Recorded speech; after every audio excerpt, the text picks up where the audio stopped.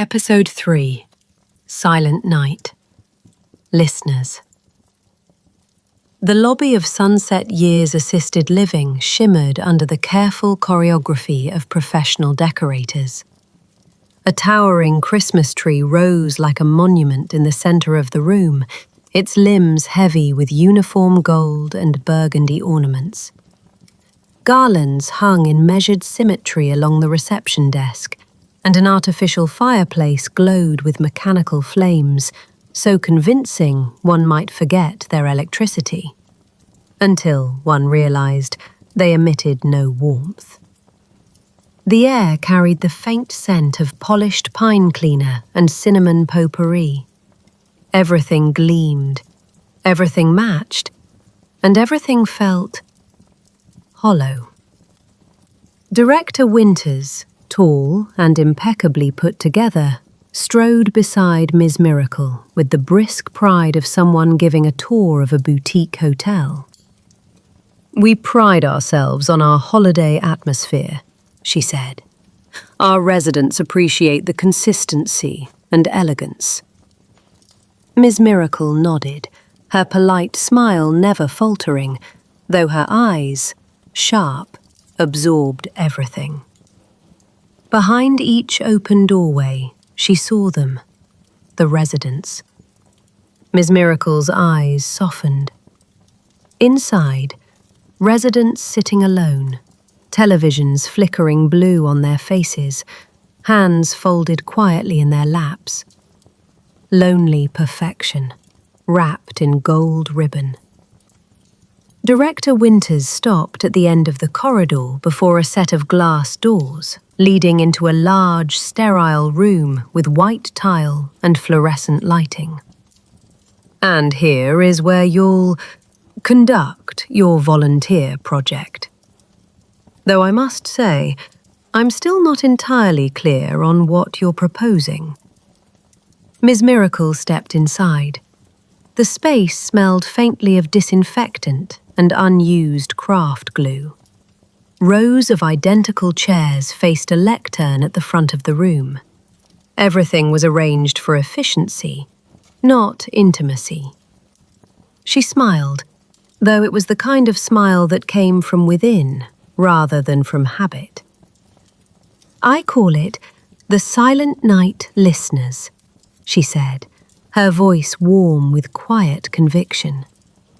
"It's a telephone support line, staffed by volunteers, primarily your residents, who will be available on Christmas Eve to speak with anyone feeling lonely or isolated during the holidays." Director Winters blinked. Her clipboard lowered slightly, as though it weighed more than it should. "Ms. Wilson." "Please," she said with a twinkle. "Call me Ms. Miracle. Everyone does." "Our residents are here to receive support, not give it." Ms. Miracle placed a gentle hand on a chair. "In my experience," she said softly, "there's no better way to ease one's own loneliness than to reach out to another lonely soul." Before another objection could form, the door opened behind them. An elderly man entered, his posture still military straight despite the stiffness of his movements. "You must be the miracle lady Sarah told me about," he said, extending a steady hand. "Colonel James Harrison, retired. Sarah's my granddaughter. Says you worked wonders at her hospital." Ms. Miracle took his hand firmly, noting both the strength in his grip and the sorrow buried behind his politeness. "A pleasure to meet you, Colonel, and I assure you, the only miracle at St. Hope was the human connection that happened there. I'm hoping we might create something similar here."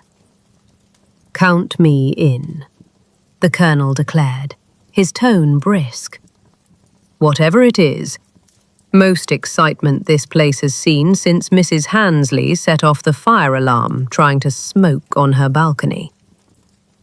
Defeated by this unexpected alliance, Director Winters reluctantly agreed, demanding a detailed plan and a promise of no disruptions. As she left, Colonel Harrison chuckled. "Don't mind her. Her heart's in the right place, but she runs this facility like it's a luxury hotel instead of a home. Now, tell me about this project of yours." As they began to arrange the chairs, Ms. Miracle spoke softly, almost as though reciting a prayer, explaining, "The Silent Night, listeners. This will be a phone line opened on Christmas Eve from 6 in the evening until midnight. Volunteers will take turns listening to anyone who needs to talk. No advice, no judgment, just listening." The Colonel nodded, his expression softening. "Makes sense. My late wife always said I was a terrible listener." His voice caught slightly. "First Christmas without her. Wouldn't mind having someone to talk to myself." Ms. Miracle paused, resting her hand gently on his arm. "Then you understand exactly why this is needed." The sterile room suddenly felt less empty, its silence not cold, but expectant, as if waiting for the hum of new life. From a spark of an idea, a flame begins to grow. But to truly combat the cold of loneliness, it would take more than just two determined souls. It would require the forgotten residents of Sunset Years to rediscover a part of themselves they thought was long lost. The power of their own voice, and the even greater power of their silence. Word of the project spread like wildfire through the quiet halls of Sunset Years. By the first training session, 15 residents, wheelchair users, walkers, canes, and soft-shoed shufflers across the floor. Each face carried years of stories, gathered in the newly arranged circle. Ms. Miracle taught them the most important skill, the art of truly listening. On a table she placed a conch shell, a smooth river stone, a small hourglass, a candle. "These are speaking objects," she explained. Whoever held the conch shell could speak, and everyone else had to listen, not with advice or judgment, but with their full attention. Mrs. June, chosen first, was a quiet woman who rarely participated in group activities. Mrs. June held the shell and began to speak of the Lunar New Year in her childhood in Taiwan, and how the quiet of her American Christmases now felt too quiet. Each resident followed.